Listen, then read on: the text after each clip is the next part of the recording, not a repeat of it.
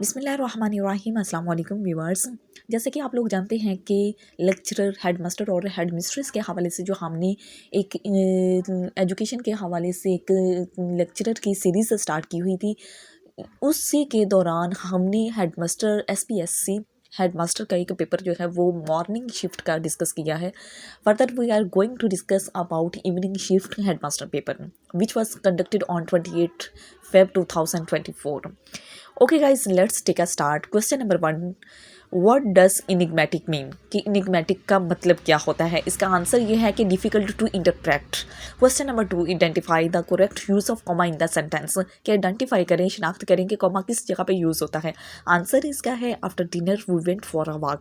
After dinner यहाँ पे एक बात ख़त्म होती है खाना खाने के बाद।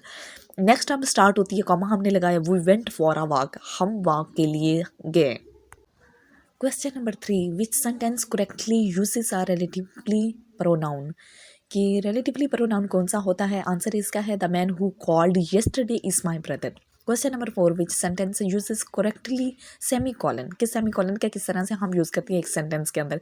इसका आंसर है शी लव्स कुकिंग, कि वो कुकिंग से मोहब्बत करती है, प्यार करती है। हर ब्रदर, यहाँ पे हमने क्या किया कि सेमी कॉलन का यूज़ करना है। हर ब्रदर प्रेफर बेकिंग, लेकिन उसका जो भाई है वो किस चीज़ को प्रेफर करता है? वो बेकिंग को प्रेफर करता है। यहाँ पे हमने प्रॉपर वे से सेमीकोलन का यूज़ कर दिया है। Question number 5. Identify past perfect continuous sentence of passive voice. कि पैसिव वॉइस का हमने पास्ट परफेक्ट कॉन्टिन्यूस सेंटेंस को देखना है। आंसर इसका आ जाता है she had been reading the book for 2 hours when I called. उसके बाद देखिए question number 6. Give cold shoulder means. यहाँ पे स्पेलिंग्स मिस्टेक्स हैं, लेकिन इसका जो राइट स्पेलिंग्स हैं वो SHOULDER शोल्डर आता है। Give cold shoulder means to ignore, कि आपने कोल्ड शोल्डर का जो है वो साइन दिया तो it means to ignore. Question number 7. Many people reported dash a noise in the night. इसका राइट आंसर आ जाता है to hear. Question number 8. Choose the correct synonym of sententious. इसका राइट आंसर वहाँ पे दिया गया था pompous and moralising.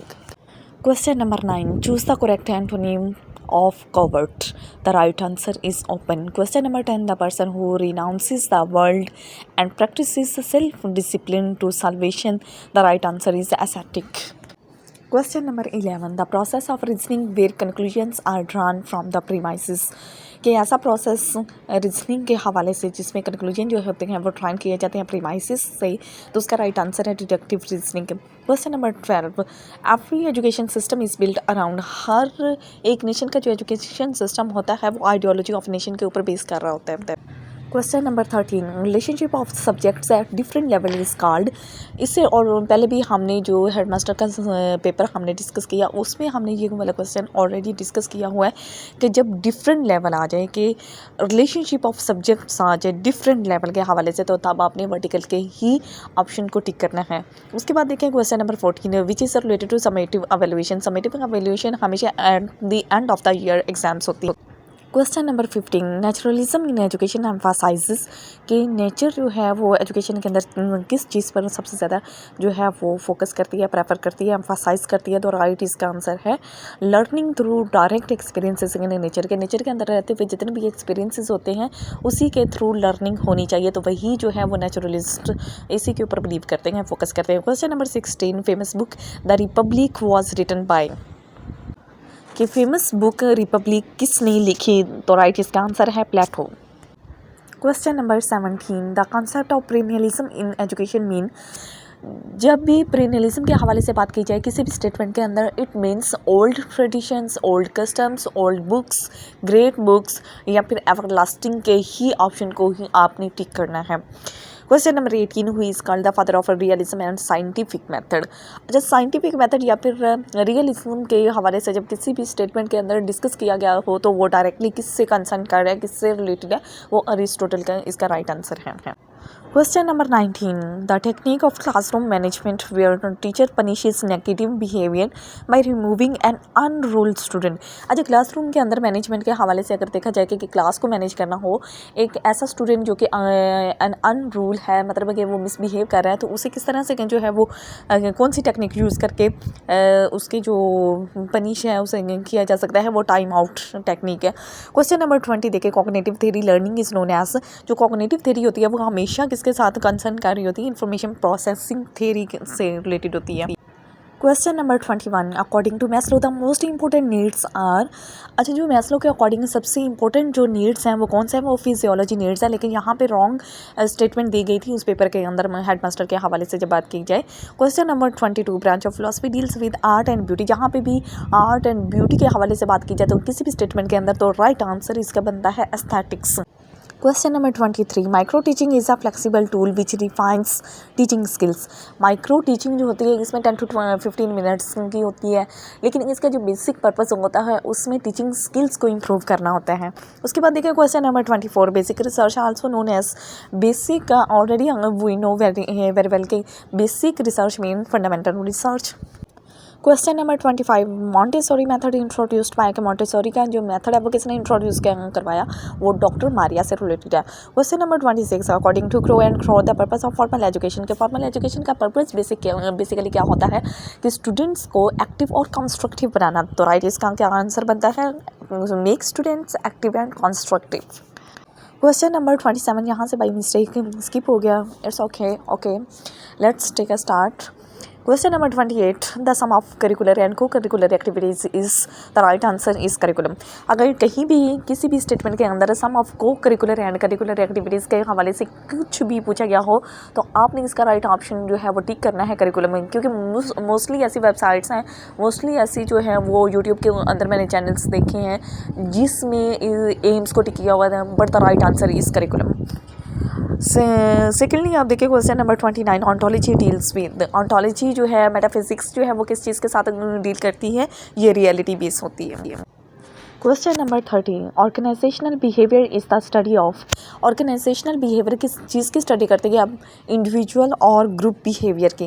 Question number 31 देखिए, एक्शन रिसर्च पीपल्स यहाँ पे स्टूडेंट्स की बुनियाद पर यूज़ किया जाता है। कुछ कंट्रीज ऐसे हैं जहाँ पे स्टूडेंट्स की जगह जो है वो पीपल्स यूज़ करते हैं। जो एक्शन रिसर्च होती है उसके अंदर पीपल्स को किस तरह से यूज़ किया जाता है, as a subject. Question number 32, the purpose of formative evaluation. अच्छा, जो फॉर्मेटिव एवैल्यूएशन होती है, एवैल्यूएशन के कुछ प्रोसेस होते हैं, जिस तरह से फॉर्मेटिव एवैल्यूएशन आ जाती है, समेटिव एवैल्यूएशन होती है, डायग्नोस्टिक एवैल्यूएशन होती है, लेकिन जो फॉर्मेटिव एवैल्यूएशन की यहाँ पे हम बात कर रहे हैं तो ये क्या होती है कि ड्यूरिंग लर्निंग प्रोसेस अगर कोई हमें प्रॉब्लम आ रही है या हमने किसी चीज़ को एवैल्यूएट करना है तो हम क्या करते हैं, during teaching process monitoring the performance of students, या हमने स्टूडेंट्स की परफॉर्मेंस को जो है मॉनिटर करना है तो वो फॉर्मेटिव एवैल्यूएशन कहलाती है। Question number 33, students performance is compared with other students in. Norm reference test ऐसे होते हैं जिसमें हम एक स्टूडेंट की दूसरे स्टूडेंट के साथ जो है वो कंपैरिजन करते हैं कि किस स्टूडेंट की जो है वो परफॉर्मेंस बेटर है और किसकी जो है वो बेटर नहीं है। तो जिसमें परफॉर्मेंस को कंपेयर किया जाए वो नॉर्म रेफरेंस टेस्ट कहलाता है। Question number 34, the technique in which student act out from stories and historical events. ऐसी टेक्निक्स जिनके अंदर स्टूडेंट्स एक्ट करते हैं स्टोरीज और हिस्टोरिकल इवेंट्स के अकॉर्डिंग, तो वो क्या होती है, वो सिमुलेशन कहलाती है। Question number 35, are teacher assess students prior to instruction to measure their current level of skills. अच्छा, अगर एक स्टूडेंट है उसका हमने current level of skills, current level of knowledge और स्किल्स के बारे में अगर जानना चाहते हैं तो फिर हम क्या करते हैं कि हम एक प्री टेस्ट लेते हैं। Question number 36, modification introduced in the curriculum to improve और adapt it new circumstances known as. कि जब भी मॉडिफिकेशन की जाती है करिकुलम के अंदर, इम्प्रूव किया जाता है, अडेप्ट किया जाता है, it means curriculum change. Question number 37, didactic method is used for. कि जब भी डाइडेक्टिक का मेथड का नेम यूज़ किया जाए किसी भी स्टेटमेंट के अंदर तो आपने क्या करना है कि फैक्चुअल इन्फॉर्मेशन को ही टिक करना है। Question number 38, restricted response test are. ऐसे टेस्ट जिसके अंदर रिस्ट्रिक्टेड रिस्पांस होता है वो क्या होता है कि सब्जेक्टिव बट नॉट ऐसे टाइप।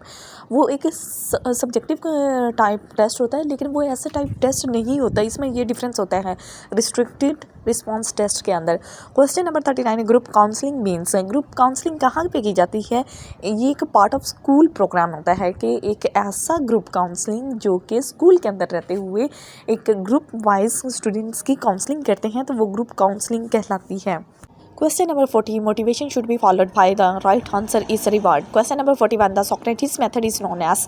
ये बहुत ही बार रिपीट हो चुका है कि सोक्रेटिस मेथड जो होता है वो क्या कहलाता है, ये क्वेश्चन आंसर मेथड है। Question number 42. What is the primary objective of educational policy analysis and development?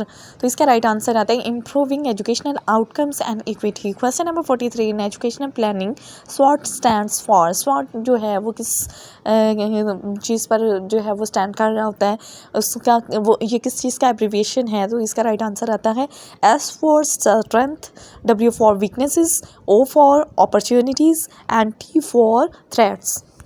Question number 44. Which philosophy of education emphasizes the importance of nurturing the whole child including physical and social development? तो इसका right answer आता है progressivism. Question number 45. Energetic curriculum means students' interest and experiences.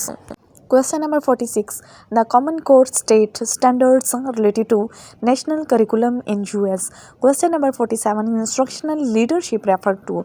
अच्छा, जो instructional leadership होती है उसमें क्या होता है कि principles and other school leaders promoting effective teaching and learning. Question number 48. Which leadership involves giving clear instructions and closely supervising subordinates? कौन सी ऐसी लीडरशिप होती है जिसके अंदर भी इन्वॉल्व होता है कि वो क्लियर इंस्ट्रक्शंस देता है और बहुत ही क्लोजली जो है वो सुपरवाइज कर रहे होते हैं अपने सबऑर्डिनेट्स को? तो ये कौन सी लीडरशिप की फॉर्म है? इसका राइट आंसर आता है autocratic leadership. Question number 49. What is the primary purpose of a schools mission statement? तो इसका राइट आंसर आता है to define schools purpose and values. Question number 50. Which type of supervision involves a focus on compliance and policies and regulations? तो इसका right answer आ जाता है formative supervision. Thanks for watching. Must like and subscribe my channel. Allah Hafiz.